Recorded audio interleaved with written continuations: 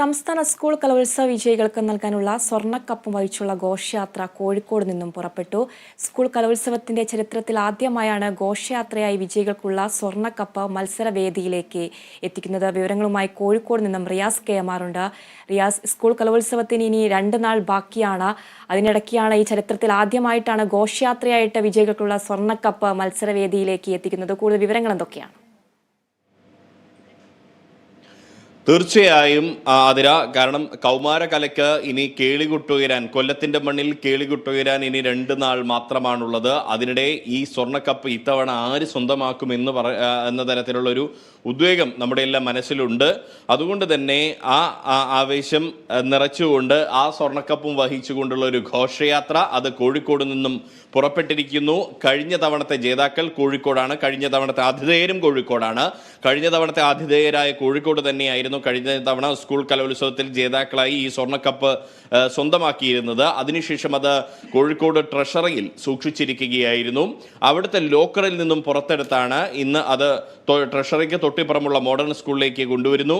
ആ മോഡേൺ സ്കൂളിൽ നിന്നും രാവിലെ 8 മണിയോടുകൂടി ഘോഷയാത്രയായി, 8 മണിക്ക് ശേഷം ഘോഷയാത്രയായാണ് പുറപ്പെട്ടത്. ഘോഷയാത്രയ്ക്ക് അകമ്പടി സേവിച്ചുകൊണ്ട് പോലീസുണ്ട്, പോലീസിന്റെ അകമ്പടി വാഹനവുമുണ്ട്. അത് കൊല്ലം വരെ ഉണ്ടാകും. ഇന്ന് വൈകുന്നേരം അത് കായംകുളത്താണ് എത്തിച്ചേരുക.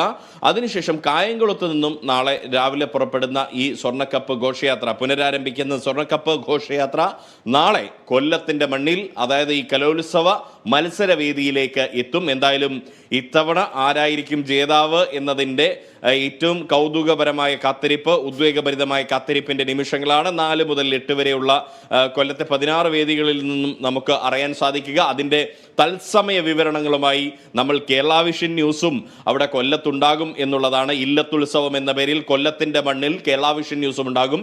അതിന് ആവേശം പകർന്നുകൊണ്ട് സ്വർണ്ണക്കപ്പ് ഘോഷയാത്ര, ആതിര സൂചിപ്പിച്ചതുപോലെ ഈ സ്വർണ്ണക്കപ്പ് ഇതാദ്യമായാണ് ഘോഷയാത്രയായി ഈ മത്സരവേദിയിലേക്ക് എത്തിക്കുന്നത് എന്ന പ്രത്യേകതയും ഇത്തവണത്തെ സംസ്ഥാന സ്കൂൾ കലോത്സവത്തിനുണ്ട്. മറ്റ് അവിടത്തേക്ക് സുരക്ഷാ ക്രമീകരണങ്ങളോടെ എത്തിച്ച് അതിനുശേഷം ഏതാണോ മത്സരം നടക്കുന്ന ജില്ല അവിടെ നിന്ന്, അതിൻ്റെ അതിർത്തിയിൽ നിന്നും ഘോഷയാത്രയായി ഈ വേദിയിലേക്ക് കൊണ്ടുവരുന്നതല്ലാതെ ഈ വിജയികളായ ജില്ലയുടെ ഭാഗത്തു നിന്നും പിന്നീട് മത്സരവേദിയിലേക്ക് ഇങ്ങനെ ഘോഷയാത്രയായി സ്വർണ്ണക്കപ്പ് കൊണ്ടുപോകുന്നത് ആദ്യമാണ്.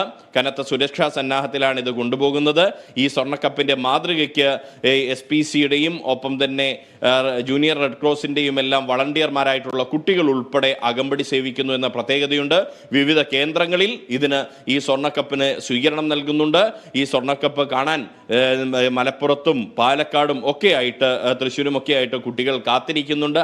അവരെല്ലാം കണ്ടതിന് ശേഷമാണ് ഇന്ന് കായംകുളത്ത് വൈകിട്ട് ഈ സ്വർണ്ണക്കപ്പ് എത്തുക, നാളെ കൊല്ലത്തിന്റെ മണ്ണിലെത്തുക. അതിനുശേഷം 4-ാം തീയതി മുതൽ മത്സരത്തിന് കേളികൊട്ടുയരും, മത്സരത്തിന്റെ അരങ്ങുണരും. പിന്നീട് 8 വരെ കേരളത്തിന്റെ, ഏഷ്യ കണ്ട ഏറ്റവും വലിയ കൗമാര കലാ ഉത്സവം അവിടെ കൊല്ലത്തിന്റെ മണ്ണിൽ അരങ്ങേറാൻ പോവുകയാണ് ആതിര.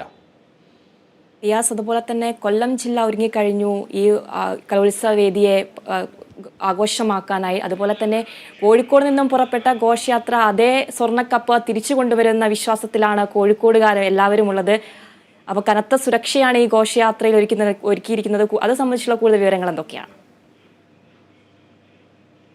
തീർച്ചയായും ഇത് ഈ ഘോഷയാത്ര പുറപ്പെടുന്നതിൻ്റെ തൊട്ടു മുൻപ് Kozhikode mayor doctor M. Beena ഫിലിപ്പുമായി നമ്മൾ സംസാരിച്ചിരുന്നു. ഈ സ്വർണ്ണക്കപ്പും വഹിച്ചുകൊണ്ടുള്ള ഘോഷയാത്രയെ അവർ അതിനെ യാത്രയയക്കാൻ വേണ്ടി എത്തിയത് Kozhikode mayor doctor M. Beena ഫിലിപ്പും കോഴിക്കോട് ജില്ലാ പഞ്ചായത്തിന്റെ വൈസ് പ്രസിഡന്റ് അഡ്വക്കേറ്റ് P. ഗവാസം പോലുള്ള ജനപ്രതിനിധികൾ അടക്കം ഇവിടേക്ക് എത്തിയിരുന്നു. ഒപ്പം തന്നെ കഴിഞ്ഞ തവണത്തെ സംസ്ഥാന സ്കൂൾ കലോത്സവത്തിന്റെ സംഘാടക സമിതിയുടെ പ്രതിനിധികൾ എല്ലാവരും തന്നെ എത്തിയിരുന്നു എന്നുള്ളതാണ്.